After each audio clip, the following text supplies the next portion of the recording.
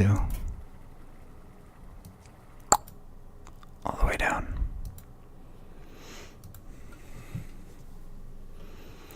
So we're playing against a druid, Brad.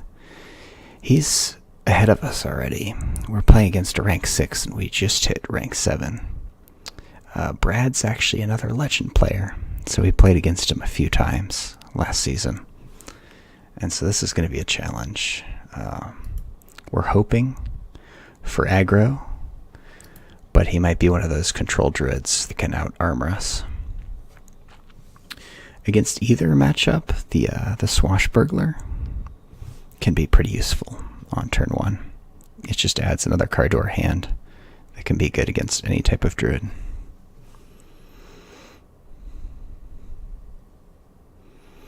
The captain gives us some reach if he's... so all these pirates in hand are going to be much better if he's control. So now I almost hope he's a control druid. We'll start with the Swash to get the patches out so we don't draw them, and to see what druid card we're going to pick up. Mark of the Lotus is amazing. That's one of the best that I could hope for. So now we're just hoping that he's a control druid. Doesn't look like it. The coin. Oh, coin wild growth he is. And so we've got a big opportunity to win this game before he gets to his big dragons. And I think we just start tempoing out now. We can do the South Sea Deckhand, even though he doesn't have charge. We can get the Mark of the Lotus, and then we have at least 2 pirates that stick, maybe 3. And the South Sea Captain is going to add another buff to him.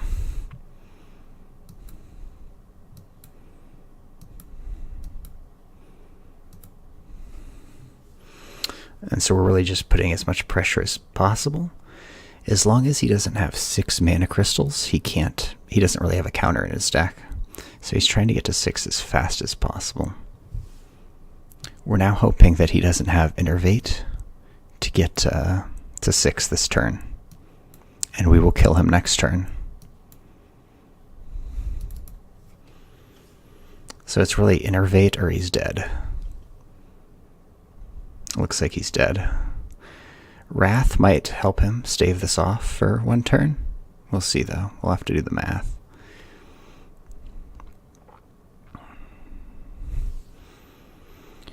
Three, 4, 5, 6, 7.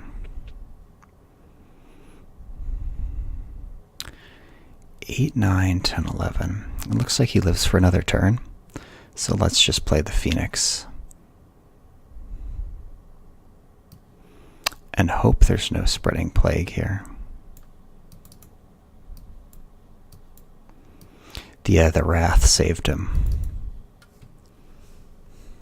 We've got 4 damage to face just by the SI7 agent, which gets us really close. The Malfurion I don't think is enough to save him. It gives him 2 taunts instead of 4.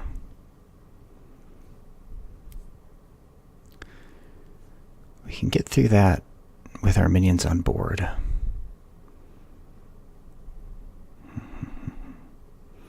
Trying to see if there's any better play here. And I think there is. Yeah, we can do this. And Shadow Step it. Because it wasn't buffed anyway. And now finish that off. And then we can use R1, this guy for combo damage as well, and our 1 health guy that dies to a swipe in like that, and still push some more damage. We'll see what answer he has here. He can start getting into dragons now. Lich King. He's drawn very ineffective answers, and that should be the game. The counterfeit coin is great in this deck because it can let you get your 7 drops out early. This is the exact situation that we put this card in the deck for. So we can go 7 early and then kill him. GG, you guys. We beat Brad. We beat a higher rank player. And I think that might be our win streak still alive. Yeah, so we're just one win away from rank 6. So I'm actually going to do another just sort of whispered game here and see if we can't get to 6. I really feel like, because ASMR has a calming effect for me, I listen to ASMR almost every night, if I can. And so it actually helps me zone in on my plays. I think we've only lost maybe one game that we've ever done in ASMR. Now, you always lose games in Hearthstone, but I think it helps my play. We've got a Warlock who's again rank 6. Sometimes the matchmaking in Hearthstone does this, where if you're on a winning streak, it matches you against higher ranked opponents on purpose. On the coin, this card is actually one of our best. Next to the Prince Keleseth, which buffs our whole deck, this guy gets a free +2/+2 buff from the coin that we get. And I think it might be even worth throwing back the SI agent to look for another thing that'll give us combo potential, like our 0-cost Shadow Steps, our counterfeit coin, our backstabs, even our swashbucklers that'll generate cards. So I'm going to try that.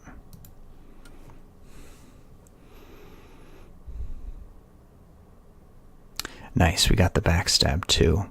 And a Warlock is not known for having removal. He drew his patches. This looks like a pretty auto win to me. We play this on turn 1. It still gives us a 1-cost resource. But next turn, anyway, we're probably just going to play a big Edwin Van Cleef. That's going to end up killing this guy. That's a perfect target for our backstab.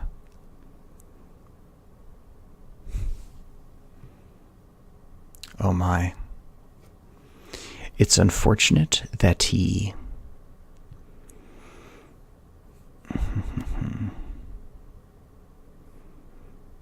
that he was able to trade there. Because now I want to use the Shadow Step, but I think it might be too greedy. I should probably trade with one of these to prevent the damage.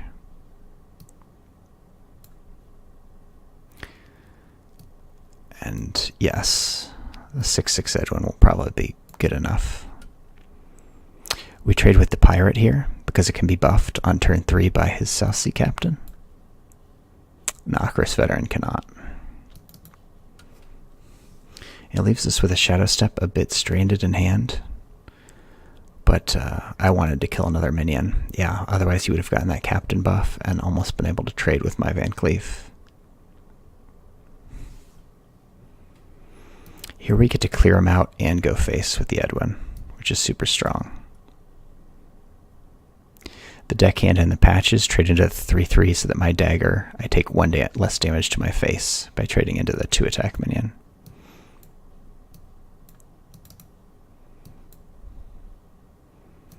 And now we're pressuring his life total so he can't use his hero power to give him more cards. He's going to try and taunt up to do it anyway. I hope we can draw a card to punish it. Something like SI, something like Fireplume Phoenix. We didn't, unfortunately. So that he's going to be able to block us with that. I'm going to play this to try and get around his next blocker. And set up a new dagger to try and get through that same problem.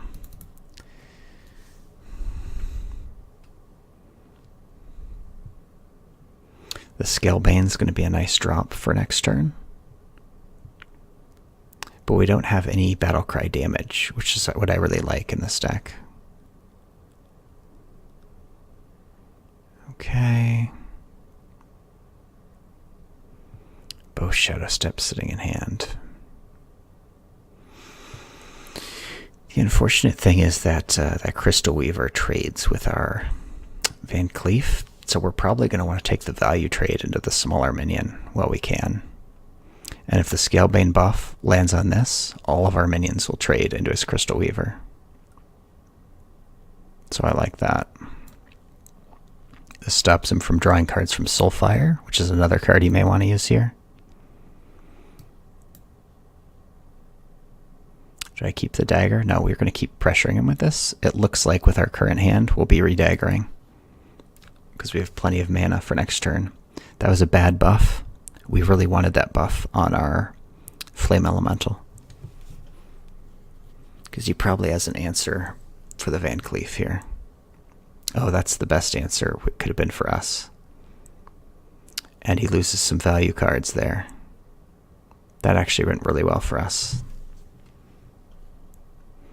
So we'll be able to just send the deckhand in. Do I want to send the deckhand in or my face? Let's send the deckhand in. If he draws the second Despicable Dreadlord, that one that he discarded, he'd be able to kill this with the Battle Cry, and we want something to stick to Bone Mare next turn, not having an elemental in hand.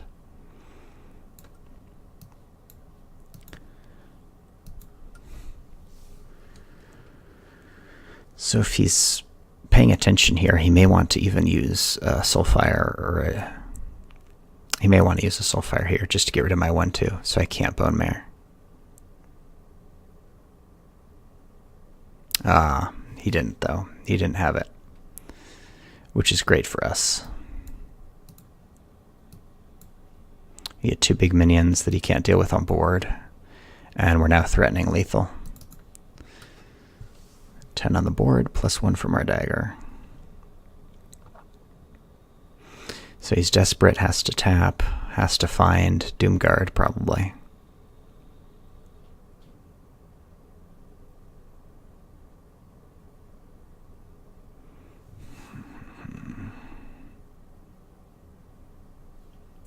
Okay, that's going to activate our elementals, so we'll be able to kill him next turn.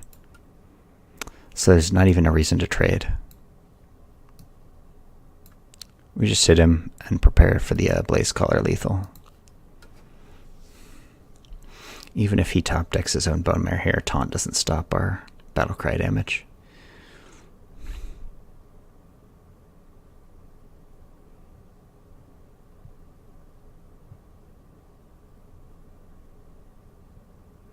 He's discarded a lot of good cards this game. That's why I don't like the Zoo Warlock version. I don't like that version because it discards a lot of good cards, and then if you run a variation like him, a variation like that with Vicious Fledgling, I don't think it's a strong minion. Some people run Vicious Fledgling and Rogue as well, but a 3/3 for 3 just isn't good. I'd rather have the South Sea